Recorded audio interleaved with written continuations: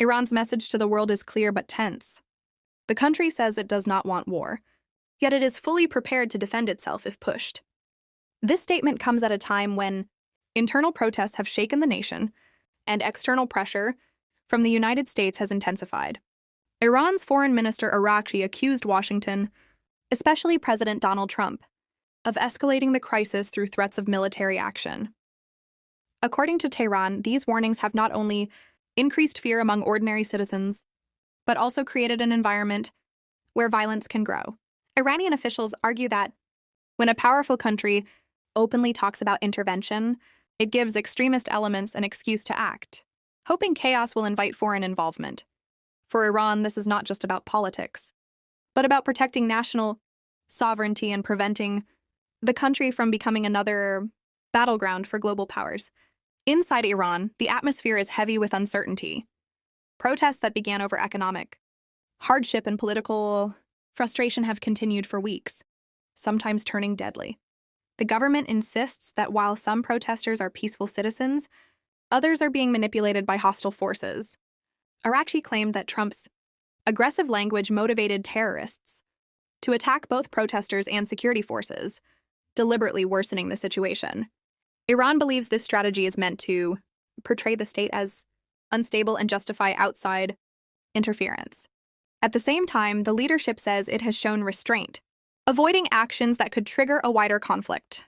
The message Iran wants to send is that it prefers stability and dialogue, but it will not hesitate to respond if its red lines are crossed.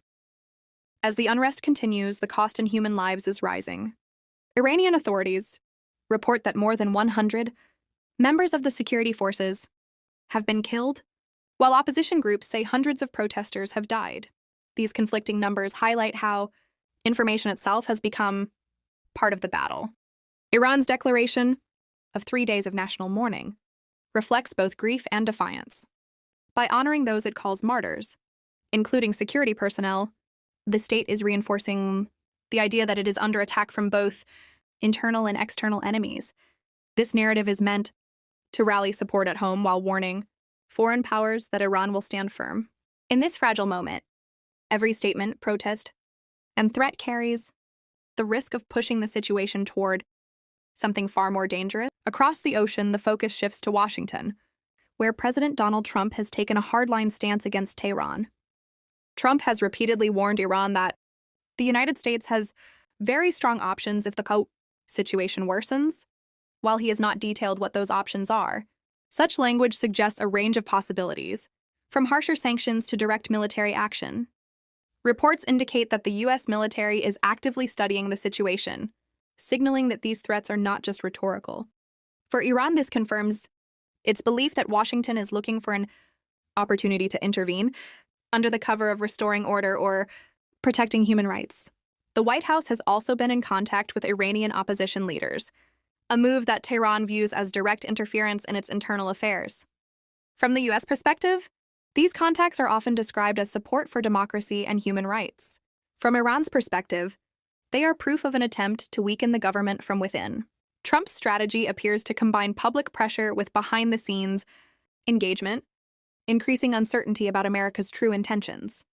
This approach keeps Iran off balance while sending a strong message to U.S. allies and rivals alike. Trump's threats have had an impact beyond government offices. They shape public perception inside Iran and influence how protesters and security forces react on the streets. The possibility of U.S. involvement raises fears of war, memories of past conflicts, and concerns about national survival. At the same time, it emboldens some opposition figures who believe international pressure could bring change. This dangerous mix of hope, fear, and anger is what makes the current moment so volatile. Whether these tensions lead to negotiation, prolonged unrest, or open confrontation remains unclear.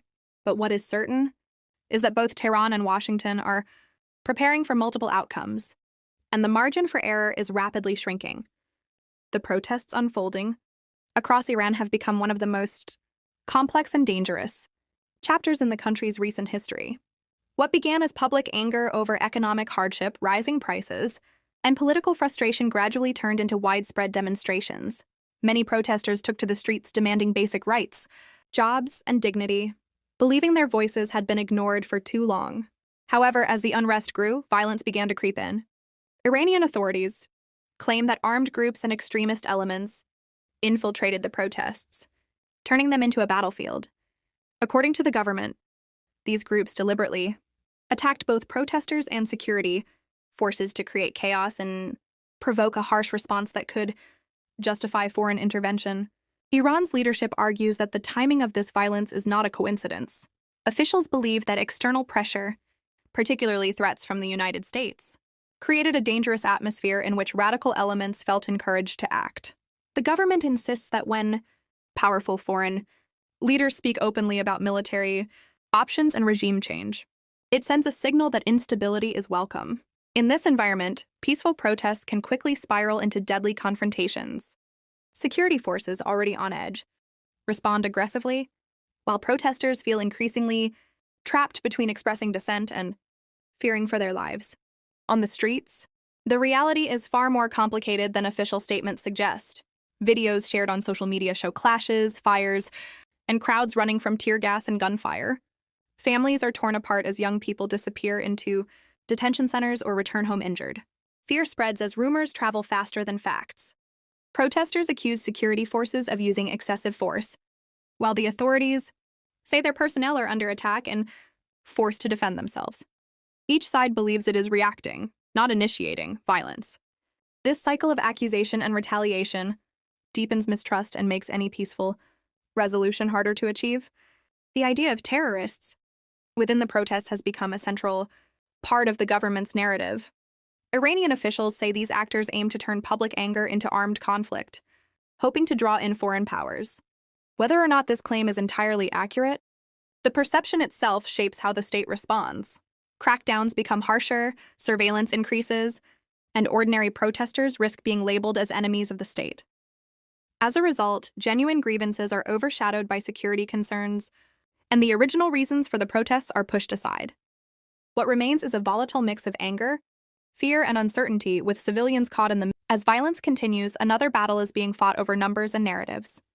The death toll from the unrest has become one of the most disputed aspects of the crisis.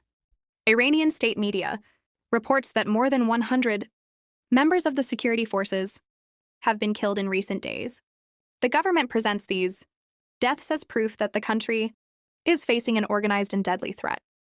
By highlighting fallen police officers and soldiers, authorities seek to justify their actions and rally public support, portraying themselves as defenders of national stability. Opposition activists, however, tell a very different story. They claim that hundreds of protesters have been killed, many of them unarmed civilians. According to these accounts, security forces opened fire on crowds, used excessive force, and carried out mass arrests. These activists accuse the government of hiding the true scale of civilian casualties and silencing witnesses. International media outlets, including Al Jazeera, have stated they cannot independently verify either side's figures, underlining how difficult it is to uncover the truth in such a tightly controlled environment. This uncertainty over the death toll reveals how information itself has become a weapon. Both sides use numbers to shape global opinion and influence foreign governments. High security force casualties support the narrative of a state under attack, while high protester casualties support claims of human rights abuses. In the absence of independent verification, audiences around the world are left to choose which version they find more believable. This confusion benefits no one except those who thrive on division and chaos.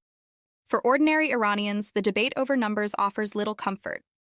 Behind every statistic is a real person, a grieving family, and a community in pain. Funerals become political events, mourning turns into protest, and silence becomes an act of fear. As the death toll remains disputed, trust continues to erode. Without transparency and accountability, wounds deepen and anger hardens. In such an atmosphere, reconciliation becomes increasingly difficult, and the risk of prolonged unrest or even wider conflict grows with each passing day. The Iranian government's declaration of 3 days of national mourning marked a deeply emotional moment in an already tense crisis. Official media showed images of funerals, flag-draped coffins, and grieving families, presenting those killed as martyrs who sacrificed their lives for the nation. This mourning was not only an expression of sorrow, but also a powerful political message. By honoring members of the security forces alongside other victims, the state reinforced the idea that Iran is facing an organized threat rather than spontaneous unrest. The ceremonies were meant to unite the public around a shared sense of loss and resistance, reminding citizens that the country believes it is under attack from forces seeking to destabilize it. For many Iranians, however, the mourning period carried mixed emotions. While families of security personnel mourned their loved ones, families of protesters who had died felt invisible and unheard. In some areas, grief quietly turned into anger, as people questioned why so many lives had been lost in the first place. Public mourning created a heavy atmosphere across cities, where silence itself felt political. Shops closed, streets emptied, and conversations lowered in volume. At the same time, social media filled with messages of sorrow, frustration, and defiance, reflecting a society struggling to process trauma while still living under pressure. The declaration of mourning also served as a warning. It signaled that the government was prepared to take stronger measures to restore order and prevent further bloodshed. Security presence increased in sensitive areas, and the state emphasized unity and discipline. Officials warned against exploiting grief for political purposes, suggesting that further unrest would dishonor the dead. Yet history shows that moments of mourning can sometimes fuel resistance rather than calm it.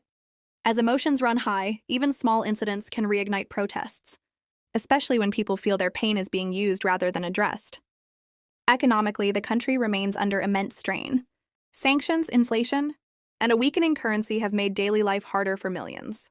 The mourning period briefly paused public activity, but it did not pause hardship. Many citizens worry not only about safety, but about survival. This underlying economic pressure continues to feed dissatisfaction, making it difficult for calm to return fully. Grief layered on top of long-standing frustration creates a volatile, emotional climate, one where stability feels fragile and temporary. As the mourning period ends, attention turns to what comes next, both inside Iran and beyond its borders. The crisis now sits at a crossroads, with several possible paths ahead. One option is escalation, where continued protests, harsh crackdowns, and foreign threats push the situation toward open confrontation. Another is prolonged pressure, with unrest simmering beneath the surface while sanctions and political isolation tighten further. A third, more uncertain path is dialogue, where internal reforms or diplomatic engagement reduce tensions before they explode. From Washington's perspective, all options remain on the table. The United States continues to balance its public warnings with strategic calculations. Direct military action carries enormous risks, not only for Iran but for the entire region. At the same time, doing nothing could be seen as weakness by allies and critics alike. This uncertainty keeps Iran on edge, forcing its leaders to prepare for worst-case scenarios while publicly insisting they seek no war. Inside Iran, the leadership faces its own difficult choices. Maintaining control through force may bring short-term stability, but risks deepening resentment. Offering concessions could ease tensions but might be viewed as weakness. Meanwhile, ordinary citizens are caught between these power struggles, hoping for safety, dignity, and a future with fewer fears. Analysts warn that miscalculation on either side could trigger a chain reaction impossible to stop. The coming weeks will be critical. Every protest, every statement from Tehran or Washington, and every report from the streets will shape the outcome. Whether this crisis leads to reform, repression, or regional conflict remains unclear. What is certain is that Iran, the United States, and the wider world are watching closely, aware that the margin for error has grown dangerously thin.